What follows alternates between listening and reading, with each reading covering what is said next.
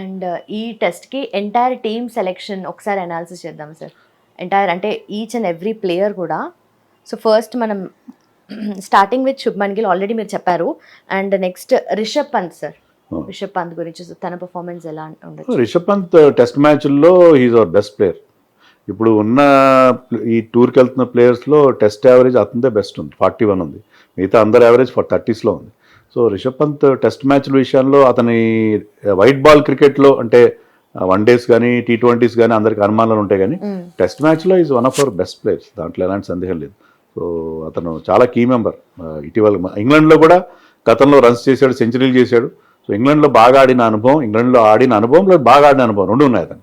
So he will be a key player for India. Yashasvi Jaiswal అదే నేను ఇందాక చెప్పినట్టుగా మిగతా వాళ్ళు ఎవరు, కానీ జైస్వాల్కి ఆడిన తక్కువ టెస్ట్లే, 13-14 టెస్ట్లు ఆడాడు, అతను 50 యావరేజ్ ఉంది. So he has scored runs in Australia, ఎక్కడికి వెళ్ళినా రన్స్ చేశాడు. సౌత్ ఆఫ్రికా తప్ప అన్ని చోట్ల రన్స్ చేశాడు. సో జైస్వాల్ చాలా కీలకమైన మెంబర్ మనకి. అతను మనకి మంచి స్టార్ట్ అందిస్తే, అతను స్టార్ట్ కూడా ఎలా ఇస్తాడు, చాలా ఎక్స్ప్లోజివ్గా ఇస్తాడు, చాలా అగ్రెసివ్గా ఆడతాడు. అతను చాలా కీ మెంబర్ అవుతాడు మన team. And also KL Rahul ఏ టీంలో ఉన్నా తన పర్ఫార్మెన్స్ తన బెస్ట్ అయితే ఇస్తాడు. సో ఇప్పుడు ఎలా? కేఎల్ రాహుల్కి ఒక పర్మనెంట్ నెంబర్ ఇవ్వాలి. అతను కొన్నిసార్లు మిడిల్ ఆర్డర్లో ఆడిస్తారు, కొన్నిసార్లు ఓపెనర్గా ఆడిస్తారు. అలా కాకుండా అతను ఓపెనర్గా ఆస్ట్రేలియాలో బాగా ఆడి ఓపెనర్గానే కంటిన్యూ చేసి అతనికి ఆ కాన్ఫిడెన్స్ ఇస్తే అతను 5 టెస్ట్ మ్యాచెస్ ఆడతాడు ఈసారి. చాలా ఇంపార్టెంట్ ప్లేయర్ మనకి. సో అతను కూడా చాలా కీలకం. గతంలో కంటే ఇప్పుడు అతను ఒక బెటర్ మైండ్ సెట్తో ఉన్నాడు. ఐపీఎల్లో కానీ అతను ఆస్ట్రేలియా ఆడడానికి అతను మళ్ళీ కంబ్యాక్ అవుతున్నాడు టీమ్స్లో.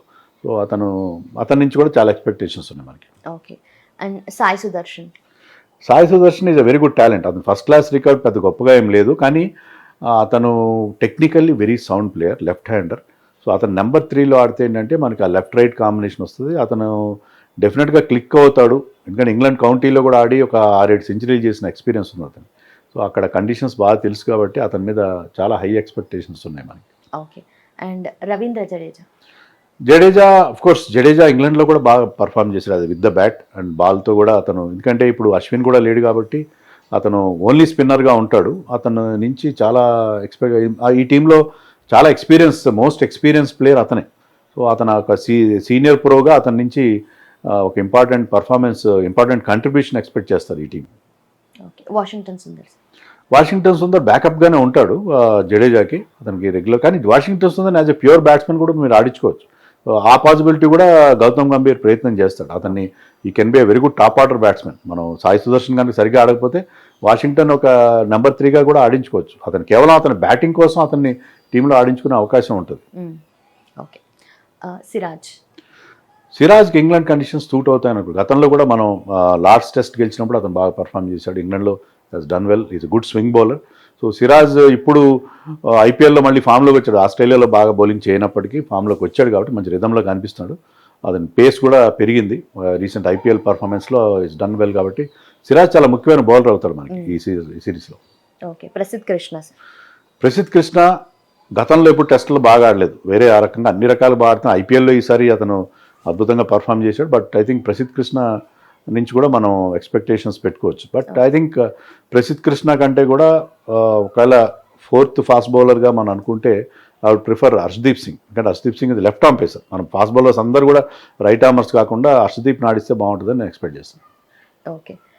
అండ్ ఆల్సో సార్ ఇప్పుడు రీసెంట్గా విరాట్ కోహ్లీ అండ్ రోహిత్ శర్మ కూడా రిటైర్మెంట్ అనౌన్స్ చేసినప్పుడు కూడా వచ్చాయి దట్ గౌతమ్ గంభీర్ వల్లనే కొంచెం జరిగింది థింగ్స్ అన్నీ కూడా అని చెప్పేసి. సో అది ఎంతవరకు మనం అనుకోవచ్చు అండ్ నెక్స్ట్ ఎలా ఉండబోతుంది? అంటే మనం ఓన్లీ ఈ విషయంలో మన ఊహాగానాలు మాత్రం, మన గెస్ మాత్రం చేయాలి. యాక్చువల్గా ఏం జరిగింది అక్కడ, what transpired between those 2 players and BCCI management అనేది ఎవరికి తెలియదు.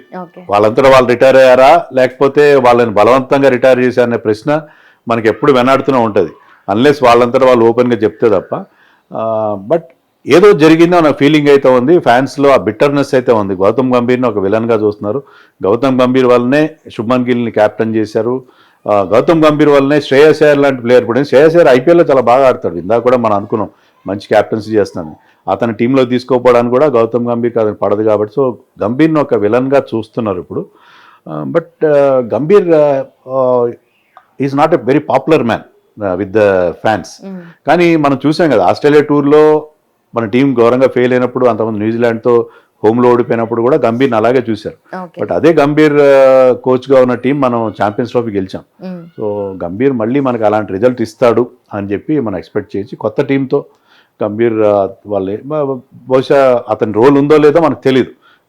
విరాట్ కోహ్లీ నిష్క్రమణ విషయంలో, తర్వాత రోహిత్ నిష్క్రమణ విషయంలో అతని రోల్ ఉందో, లేకపోతే ఇంకెవరన్నా అగార్కర్ రోల్ ఉందో ఎవరు నాకు తెలియదు. బట్ గంభీర్ కూడా ఇది ఒక పెద్ద ఛాలెంజ్. అతను కనుక రిజల్ట్స్ ఇస్తే అందరి నోళ్ళు మూలించే అవకాశం ఉంటుంది. So it's a great opportunity for him, definitely challenge and also an opportunity for him to silence everybody, to silence all his critics. ఈ షుడ్ డూ వెల్. గెలిచినా గెలవకపోయినా ఇఫ్ ఇండియా కనుక బాగా పర్ఫామ్ చేసి 2-1తోనూ ఓడిపోయింది అనుకోండి, అది కూడా చాలా క్రెడిటబుల్ అవుతుంది. ఒక కొత్త టీంతో, యంగ్ టీంతో వెళ్ళి, ఇంగ్లాండ్ టీం చాలా full strength, Joe Root, Ben Stokes అలాంటి మంచి మంచి టాప్ క్లాస్ పర్ఫార్మర్స్ ఉన్నారు అక్కడ. ఈ యంగ్ టీం వెళ్ళి వాళ్ళకి మంచి ఫైట్ ఇస్తే that is more than a moral victory. And నిజంగానే ఒక్క పర్సన్ అంత ఇంపాక్ట్ చేయగలుగుతారా సార్? అంటే ఊహగానాలు అనుకున్నప్పటికీ కూడా గౌతమ్ గంభీర్ గురించి నెగటివిటీ అనేది, అంటే గౌతమ్ గంభీర్కి ఒకటి మాత్రం మనం చెప్పొచ్చు, మన బీసీసీఐ అతనికి ఒక ఫ్రీ హ్యాండ్ ఇచ్చినట్టుగా ఉంది. Okay. So you select your team. అతను కోచింగ్ స్టాఫ్ కూడా మీరు చూడొచ్చు, కోచింగ్ స్టాఫ్లో అందరినీ తీసేశాడు. అతను వచ్చి రావడంతో అతను వచ్చి తను కేకేఆర్లో, ఎల్ఎస్జీలో తనతో పాటు వర్క్ చేసిన మార్నే మార్కల్ని, ర్యాంటన్ డెస్కాట్ అని అందరినీ తెచ్చుకున్నాడు. ఒకప్పుడు ఇదే గంభీర్ ఏమన్నాడంటే, ఎప్పుడు ఈ ఫారిన్ కోచ్లను ఆడిస్తున్నారు, మన ఇండియాలో ఇంతమంది కోచ్లు ఉన్నారు, వాళ్ళందరినీ పక్కన పెట్టి ఫారిన్ కోచెస్ని తీసుకొస్తున్నారని చెప్పి అతను చాలా గట్టిగా క్రిటిసైజ్ చేసిన వీడియోలు కూడా ఇప్పుడు వస్తున్నాయి. కానీ అతను కూడా అదే పని చేశాడు. అతను కూడా ఫారినర్స్ని తెచ్చుకున్నాడు, ఫారిన్ కోచెస్ని తెచ్చుకున్నాడు. సో గౌతమ్ గంభీర్కి కోచింగ్ స్టాఫ్ విషయంలో అతను పూర్తిగా ఫ్రీ హ్యాండ్ ఇచ్చినట్టే, టీమ్ సెలక్షన్ విషయంలో కూడా అతను ఫ్రీ హ్యాండ్ ఇచ్చినట్టున్నారు. ఏ ప్లేయర్ కావాలంటే ఆ ప్లేయర్, అంటే యూ గివ్ అస్ రిజల్ట్స్. ఎలా అయితే ఛాంపియన్స్ ట్రోఫీ ఇచ్చావు నువ్వు, అలాగే నీకు కావాల్సిన టీం తీసుకో అండ్ గివ్ అస్ రిజల్ట్స్ అని ఇచ్చినాడు. అందుకే అతను బహుశా చాలా ఎక్కువ ఫ్రీడమ్ తీసుకుని కొంతమంది సీనియర్స్ని బయటికి పంపించినట్టున్నాడు. ఒకప్పుడు గంభీర్ ఇదే విషయంలో కంప్లైంట్ చేశాడు. గంభీర్ ప్లేయర్గా ఉన్నప్పుడు అతని కంప్లైంట్ ఏంటంటే, ధోని చాలామంది సీనియర్స్ లైక్ హిమ్, నన్ను, సెహ్వాగ్ని, తర్వాత జహీర్ ఖాన్, వీళ్ళందరినీ కూడా ధోని బయటికి పంపించాడు, యంగ్స్టర్స్ని తీసుకొచ్చాడు అని చెప్పి అతను గతంలో చాలాసార్లు అనడం జరిగింది. సో మరి ఇప్పుడు అతను కూడా అదే చేస్తున్నాడు. మరి సో మనం చాలామంది పొలిటీషియన్స్ విషయంలో చూస్తాం, వాళ్ళు ముందు పవర్లో లేనప్పుడు ఒక రకంగా మాట్లాడతారు, పవర్లో వచ్చినా ఒక రకంగా మాట్లాడతారు. ఇప్పుడు గంభీర్ విషయంలో కూడా అదే జరుగుతుంది. ఓకే. సో ఇప్పుడు నెక్స్ట్ ఇంగ్లాండ్ టూర్కి మన టీం గురించి మాట్లాడుకున్నాము అండ్ మన స్ట్రెంగ్త్ ఏంటనేది మనకు అర్థమైంది. సో ఇంగ్లాండ్ స్ట్రెంగ్త్ ఎలా ఉంటుంది సార్? మనం ఎలాగైతే రోహిత్ శర్మ, విరాట్ కోహ్లీని మిస్ అవుతున్నాం, ఇంగ్లాండ్ జిమ్మీ ఆండర్సన్ మిస్ అవుతాయి. జిమ్మీ ఆండర్సన్ వాళ్ళకి 600-700 వికెట్లు తీసిన బౌలర్ అతను. సో అంత జైగాంటిక్ పర్సనాలిటీ అతన్ని మిస్ అవుతారు. వాళ్ళ బౌలింగ్ అటాక్ కొంచెం ఇన్ఎక్స్పీరియన్స్ ఉంది డెఫినెట్గా, ఎక్స్పీరియన్స్ అయితే కనపట్లేదు బౌలింగ్లో. కానీ బ్యాటింగ్లో మనం చెప్పుకున్నట్టుగా జో రూట్ ఉన్నాడు. జో రూట్ చాలా అద్భుతమైన ఫామ్లో ఉన్నాడు. బెన్ స్టోక్స్, అతను హీ కెన్ క్రియేట్ వండర్స్ బ్యాట్తో కానీ బాల్తో కానీ. Extremely good allrounder, world class allrounder వాళ్ళ కెప్టెన్. అలాగే వాళ్ళకి బెన్ డెకెట్ ఇండియా మీద ఎప్పుడు బాగా బ్యాటింగ్ చేస్తాడు, బెన్ డెకెట్ కానీ జాక్ క్రాలీ కానీ. వాళ్ళకి మెయిన్గా ఏంటంటే వాళ్ళ కండిషన్స్ వాళ్ళకి సూట్ అవుతాయి. సో ఆ కండిషన్స్లో వాళ్ళు డెఫినెట్గా బెటర్గా పర్ఫామ్ చేసే అవకాశం ఉంది. అండ్ కొత్తగా వాళ్ళ స్పిన్నర్ షోయబ్ బషీర్ కూడా మన జింబాబ్వేతో జరిగిన టెస్ట్ మ్యాచ్లో ఈ గాట్ 9 వికెట్స్. సో వాళ్ళకి మన వాళ్ళు ఇటీవల కాలం స్పిన్ సరిగ్గా ఆడట్లేదు. కాబట్టి మన ఇంగ్లాండ్లో కేవలం వాళ్ళ పేస్ బౌలర్స్తో పాటు స్పిన్నర్స్ నుంచి కూడా థ్రెట్ ఉంటుంది. అది కూడా మనం దృష్టిలో పెట్టుకోవాలి. ఓకే. సో ఫైనలీ మనం ఫుల్ ఫ్లెడ్జ్డ్గా రెడీగా ఉన్నాం ఇంగ్లాండ్ టూర్కి. And also coming to IPL sir, so next సీజన్కి ఏ ప్లేయర్స్ లిస్ట్ ఉంది నా దగ్గర. సో ఆల్మోస్ట్ లైక్ ఎక్కువ ఎక్స్పెక్ట్ చేసిన పూర్ పర్ఫార్మెన్స్ ఇచ్చిన ప్లేయర్స్ అనమాట. సో వాళ్ళు నెక్స్ట్ సీజన్కి రీటైన్ చేసుకుంటారా, లేదంటే రిలీజ్ చేస్తారా వాళ్ళ ఫ్రాంచైజెస్ అని చెప్పి? First Venkatesh Iyer, release or retain? Venkatesh అయ్యర్ని 23 crores వాళ్ళు అతన్ని రిలీజ్ చేస్తే వాళ్ళు 23 వాళ్ళు రిలీజ్ చేసి I think they will try to buy him back. Release చేస్తారు. రిలీజ్ చేస్తారంటే వాళ్ళకి చాలా అమౌంట్, 23 కోట్లు వాళ్ళ చేతిలోకి వస్తుంది. సో వాళ్ళు అతన్ని అయితే వదులుకోరు. లాస్ట్ టైం కూడా అదే చేశారు. వాళ్ళు రిలీజ్ చేసి రిటైన్ చేసుకోకుండా రిలీజ్ చేసి మళ్ళీ బైబ్యాక్ చేశారు. సో ఒక తక్కువ అమౌంట్కి వాళ్ళు మళ్ళీ బైబ్యాక్ చేస్తారు. అంటే పూర్తిగా వదిలేస్తారని అనుకోను నేను. ఓకే. రిషబ్ పంత్ విషయంలో కూడా అదే జరగచ్చు. రిషబ్ పంత్ విషయంలో కూడా అతను మళ్ళీ ఆక్షన్లో పెట్టి మళ్ళీ బైబ్యాక్ చేసే ప్రయత్నం చేస్తారు. లేకపోతే బట్ నేను అనుకోవడం వాళ్ళు అతన్ని రిటైన్ చేసుకుంటారు. ఎందుకంటే క్యాప్టెన్ని మీరు వదిలేస్తే it gives wrong signals. So కష్టమైన భారమైనా సరే అతన్ని రిటైన్ చేసుకుంటారని అనుకుంటున్నాను. Okay. Rahul Tripathi will be released without any doubt. Deepak Hooda same. Okay. Ravichandran Ravichandran Ashwin కూడా ఐ థింక్ ఈ ఐపీఎల్ ఇప్పుడున్న బాగున్నారు, బ్యాటింగ్లో బాగున్నారు, మిడిల్ ఆర్డర్లో కూడా వాళ్ళకి స్ట్రెంగ్త్ ఉంది, ఫినిషర్స్ ఉన్నారు. మీకు గుజరాత్ తీసుకుంటే వాళ్ళు టాప్ హెవీ ఉన్నారు, టాప్ బ్యాటర్ మీద డిపెండ్ అవుతారు. ఈవెన్ పంజాబ్ కూడా వాళ్ళిద్దరు వాళ్ళ టాప్ 3 వాళ్ళ ఓపెనర్స్ అండ్ శ్రేయస్ అయ్యర్ మీద ఎక్కువ డిపెండ్ అవుతారు.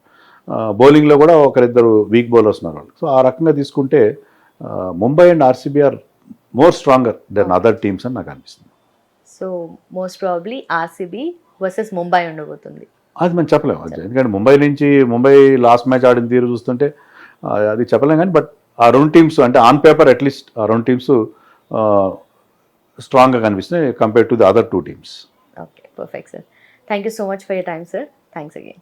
హిట్ టీవీ యాప్, ఇందులో short news, live news, entertainment shows, movies, digital magazines తో పాటు మీ జిల్లా వార్తలను కూడా ఫ్రీగా చూడొచ్చు.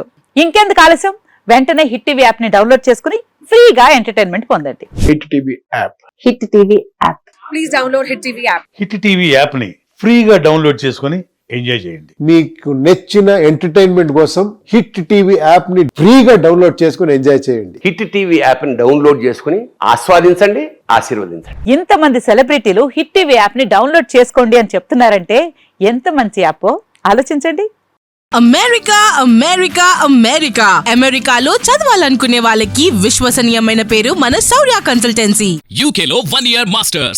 UK Law 1 Year Masters. 2 years work permit up to 5 years visa. Contact Saurya Consultancy. Contact 89851 89851.